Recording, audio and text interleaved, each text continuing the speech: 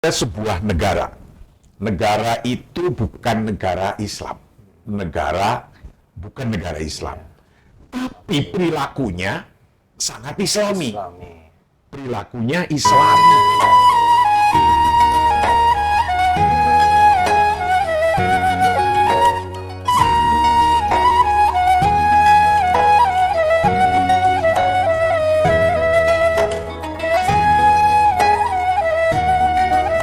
Assalamualaikum warahmatullahi wabarakatuh. Alhamdulillahirabbil alamin wa bihi nasta'inu ala umuri dunya waddin. Amma ba'd. Pak Kiai, apa kabar Pak Kiai? Alhamdulillahirabbil alamin. Baik. Ya, alhamdulillah. Sehat walafiat Pak Kiai. Sehat terus. Para pemirsa buku dan konten keislaman di seluruh Indonesia, alhamdulillah pada kesempatan podcast ini kita sudah dibersamai oleh Pak Kiai. Beliau adalah Dr. Kiai Haji Marsudi Syuhud, Wakil Ketua Umum Majelis Ulama Indonesia. Nah, pada kesempatan ini Pak Kiai kita mohon pandangan-pandangan Pak Kiai nih agar bagaimana isi-isi buku ataupun karya ulama, cendekiawan Muslim itu mewarnai dan menjadi inspirasi bagi pemikiran bangsa Indonesia ini Pak Kiai. Assalamualaikum warahmatullahi wabarakatuh. Alhamdulillah pada hari ini saya bisa mengikuti podcastnya lembaga Pentasih Buku dan Konten Islam. Yang tidak lain adanya lembaga ini adalah untuk membumikan ajaran-ajaran Islam yang bersumber dari hukum sabat dengan dibumikan sesuai dengan perkembangan zamannya. Bahwa membumikan sesuai perkembangan zamannya ini, akhir-akhir ini ada sebuah riset bahwa nilai keislaman itu tinggi. Prosentasinya bisa 90% orang mengaku bahwa keimanan dan agama itu sangat penting. Masih penting. Di Indonesia. Masih penting Pak Kiai. Ya, tapi faktanya belum kelihatan, akhlaknya belum kelihatan. Masih korupsi, itu kan bertentangan dengan nilai-nilai agama kan. Korupsi masih tinggi, terus akhlak moral seperti gambling sekarang lagi marak, terus kemudian nilai-nilai akhlak seperti pornografi juga lagi banyak. Yang semacam ini kelihatannya masih ada gap antara memahami agama dan melaksanakan, membumikan ajarannya. Dalam konteks ini, mestinya kita orang beragama adalah intinya al-jam'u bainas sabat wa at-tatawwur. Ai al-jam'u bainal madzahibi wan nidham. Menyatukan antara hukum-hukum sabat, hukum yang tidak pernah tambah dan kurang, dengan keadaan yang terus berubah.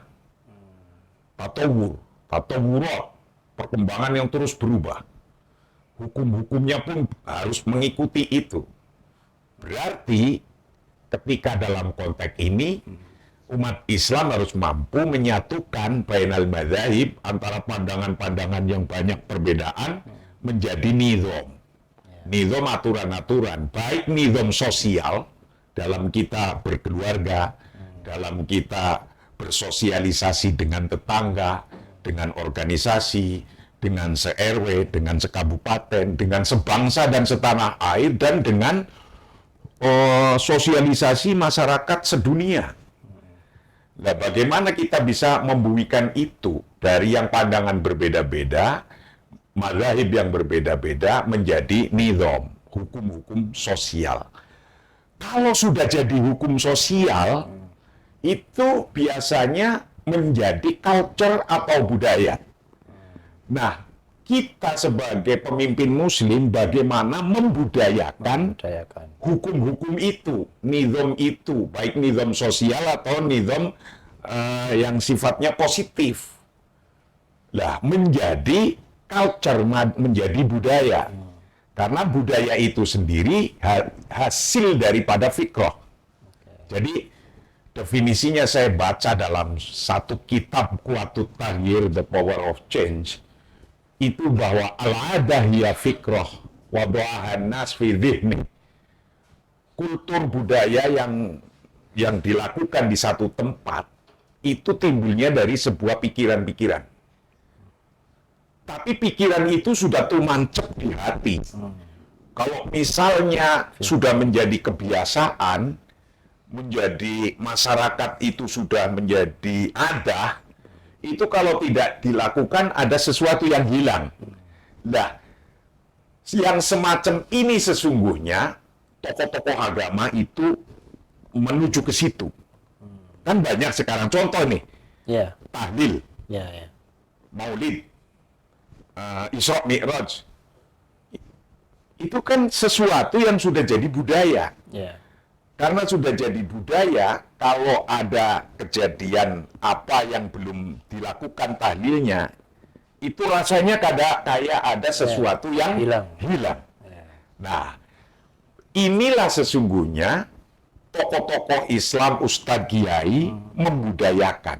Nah, kalau fikrohnya umat Islam, wadu'ahan nas fi dhihni wa karura aktsar min marrah, kalau fikrohnya umat Islam pasti datangnya dari sumber-sumber keislaman, buku-buku keislaman, kitab-kitab keislaman. Nah, maka inilah relevansi LPBKI MUI untuk mengadakan talk show atau podcast hari ini. Bagaimana buku-buku, bagaimana lembaga ini yang mengelola pikiran manusia yang sudah ditulis dibumikan. Dibumikan kepada orang-orang karena ini terus berkembang. Tatawurat, perkembangan hukum itu akan terus berjalan. Nah, di sini letaknya ada gap antara pikiran umat Islam untuk dibumikan. Contoh konkret, ada sebuah negara. Ini menurut surveinya Shafi'i Ma'arif Institute.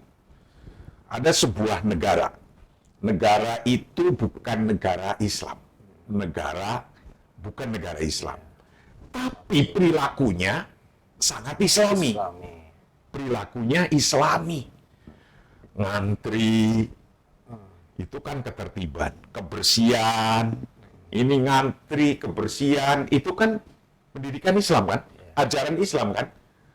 Terus sopan santun berbicara, tidak asal jebret-jebret, Anda goblok, Anda macam-macam kalimatnya. Dan itu kan kalimat di publik yang bisa ditiru menjadi akhlak publik. Nah, yang demikian ini, maka ketika kita membumikan Islam, membumikan nilai-nilai Islam, disitulah letaknya kiai-kiai di MUI dan kiai-kiai di seluruh organisasi yang ada. Dan ustadz-ustadznya, kiainya di kampung dan tokoh-tokohnya.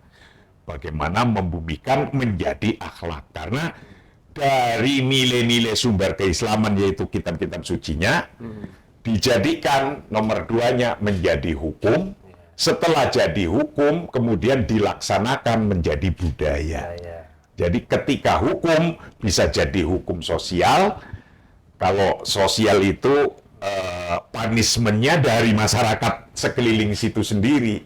Kalau melakukan sesuatu yang aneh, kontra dengan sosialnya itu kayak aib sekali. Nah, kalau sudah jadi hukum positif, nah baru punishment-nya itu berupa hukum-hukum positif. Dan alhamdulillah, negara kita, negara Pancasila ini sudah banyak undang-undang dan nizam yang sesuai dengan ajaran agama Islam, karena pada dasarnya adalah asas maslahah. Kayak seperti lampu merah, itu kan untuk mengatur kemaslahatan kan? Kalau hijau berjalan, kuning pelan-pelan, merah berhenti. Apa ini sudah sesuai syariah? Adanya lampu merah, kuning, hijau ini di perempatan? Ya sudah. Karena ini untuk lidaf'il doror, untuk menghilangkan doror. Coba kalau nggak ada itu bisa tubrukan tabrakan nggak karu-karuan. Nah, berarti perkembangan yang terus-menerus ini menjadi hukum, baik hukum sosial atau hukum positif, kemudian dilaksanakan oleh masyarakat, kemudian jadi culture budaya. Itu tadi. Iya, betul, Pak Kiai. Kalau kita simak ada makalah tuh an-nusus mahdudah, Mahdudah. al-hawadits wan nawazil Ghairu mahdudah. Itu. Nah, jadi dinamisasi, kemudian inovasi itu selalu berjalan.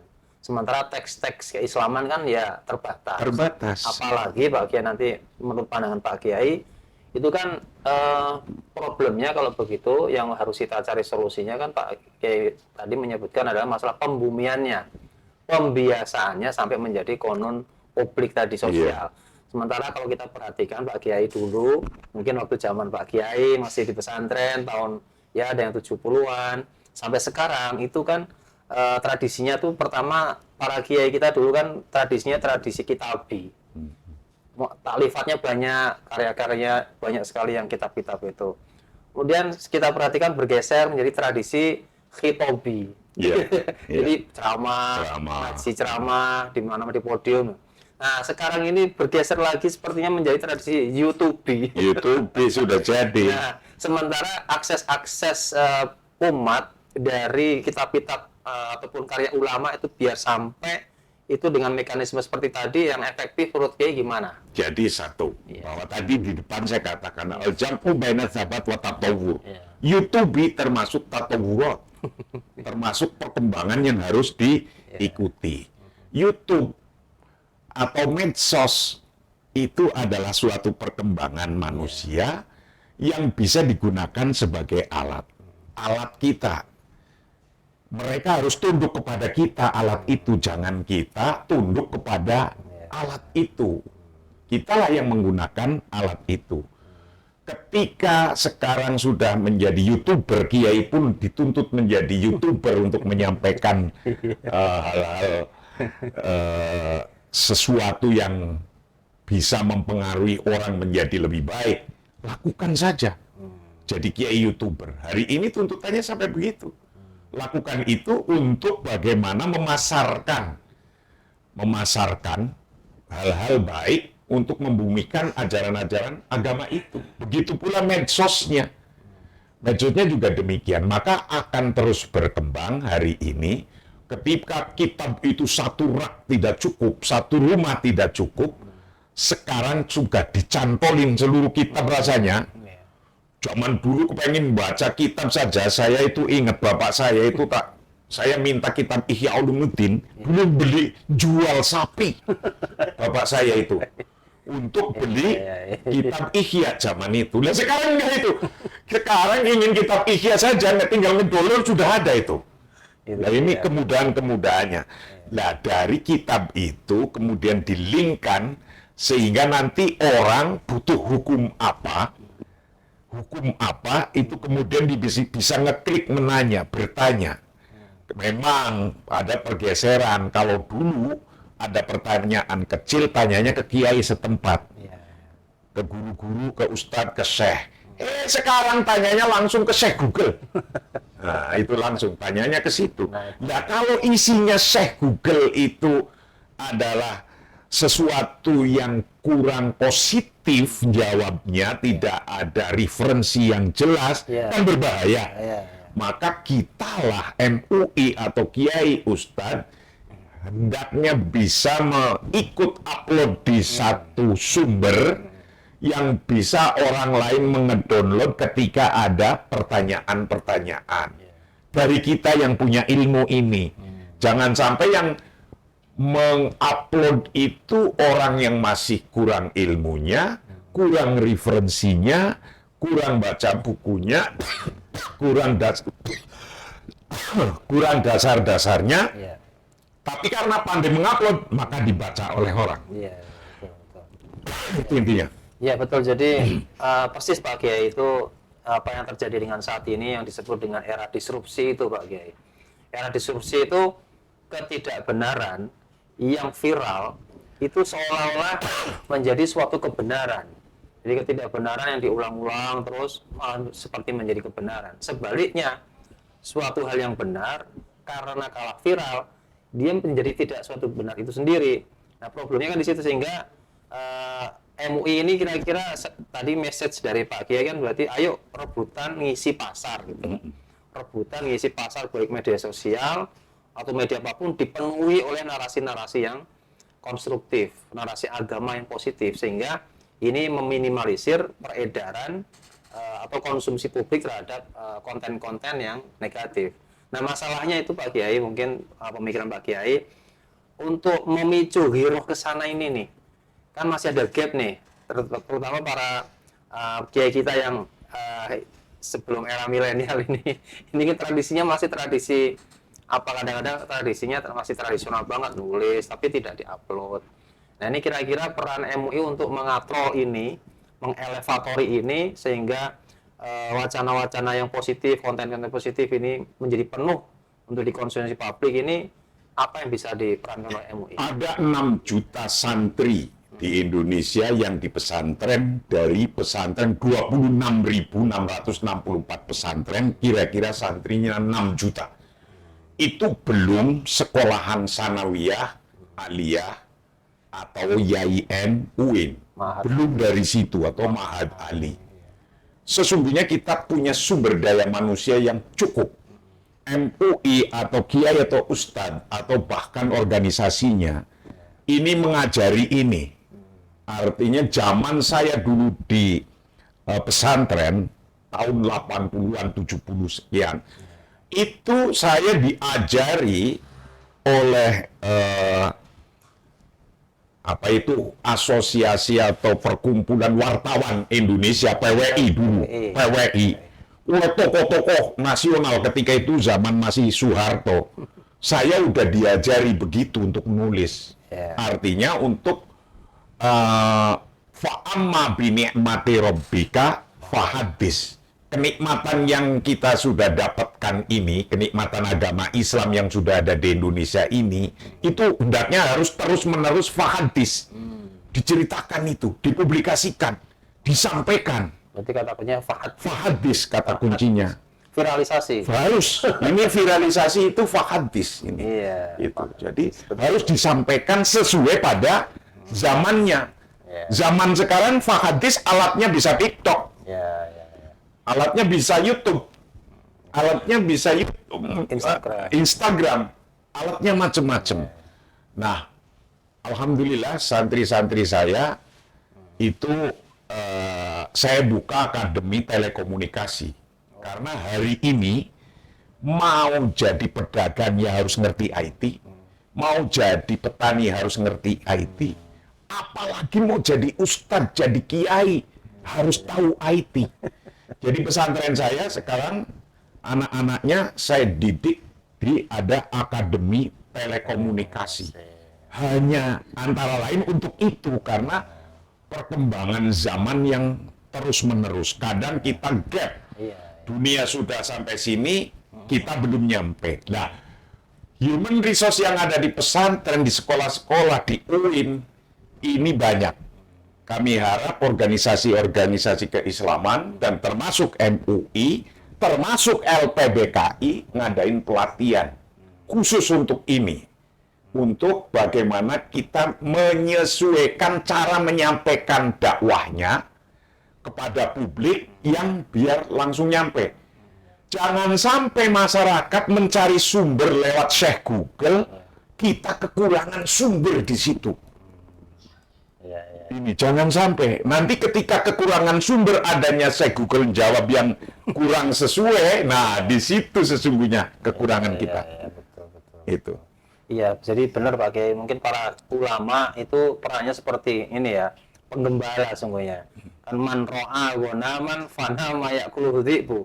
Kalau kiainya nggak aware masalah ini, kemakan umatnya. Kemakan sama narasi atau konten-konten negatif. Konten-konten negatif. Iya, betul. Padahal kewajiban kita itu apa coba? Kewajiban kita adalah membangun. Laqad syara amru dhala wa bina'uha dururatan minad dururat. Sawa'un kana min jihati imaratil qaum am min jihati masolihi abnaiha. Kita harus ngikutin pada zamannya, harus membangun terus.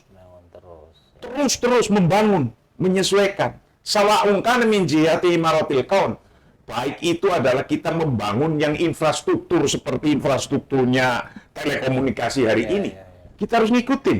Harus infrastrukturnya komunikasi hari ini itu apa? Infrastrukturnya kitab-kitab hari ini kalau hanya di-rak kayak gitu, nggak tahu siapa yang baca. Tapi coba raknya diganti dari rak biasa menjadi raknya itu sudah di-cloud. Nah, ketika demikian, bangun kemaslahatan itu, bangun infrastruktur itu sudah suatu daruratan minat darurat, keharusan. Kau min jihati masolihi abnaiha, atau untuk kemaslahatan anak bangsanya. Loh, kemaslahatannya kalau nggak kita topang, kita kasih sumber atau menjadi vitamin yang menjadi membuat orang bikin maslahah, kalau nggak ada sumbernya gimana? Kewajiban kita, daruriyat kita adalah membentuk itu, membangun infrastrukturnya yang pada zaman sekarang harus ada YouTube, harus ada medsos, harus ada itu infrastruktur, tapi juga tujuannya untuk membangun masolih abnaiha, membangun anak bangsanya, biar jangan tercerabut. Nanti tahu-tahu orang hanya menghakimi kayak gini. Kok kamu pemahamannya terlalu kanan? Kok kamu pemahamannya terlalu kiri? Loh, memang yang dibaca cuma itu-itunya, kitab bukunya itu, adanya itu. Kita nggak nyiapkan. Kita nggak bikin gimana? Ya, kita nggak bisa hanya ngomelin pahammu kok kanan, pahammu kok kiri, nggak bisa. Tapi yang untuk membuat paham fasilitasnya, orang makin banyak membaca, itu makin akan banyak pemahamannya. Referensinya makin banyak, seperti yang dikeluarkan oleh LPBKI ini. Saya appreciate, saya gembira, saya senang para pimpinannya, pengurusnya di LPBKI MUI ini terus berkarya terus, mengupload terus, dan melaksanakan yang kitab tadinya satu rak, menjadi satu folder hari ini. Alhamdulillah, terima kasih Pak Kiai-Kiai yang ada di LPBKI MUI. Ya, terima kasih Pak Kiai atas ide-ide briliannya. Kita tadi sudah banyak mengambil banyak hal. Untuk tadi pertama adalah yang mungkin salah satu yang bisa kita ambil untuk bagaimana tashih konten karya ulama ini menjadi mainstreaming atau harus utama itu adalah tadi viralisasi, fahadis itu. Binikmati rabbika fahadis. Wajib itu. Inilah viralisasi konten Islam ini penting di sini.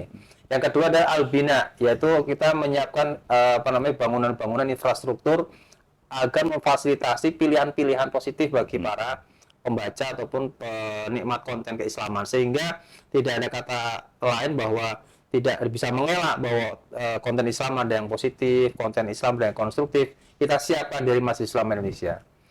Pak Kiai, terima kasih. Terima kasih. Selamat pada LPBKI dan terima kasih. Saya apresiasi sekali. Terima kasih. Semoga saya selalu memberikan pencerahan bagi kami semua. Demikian.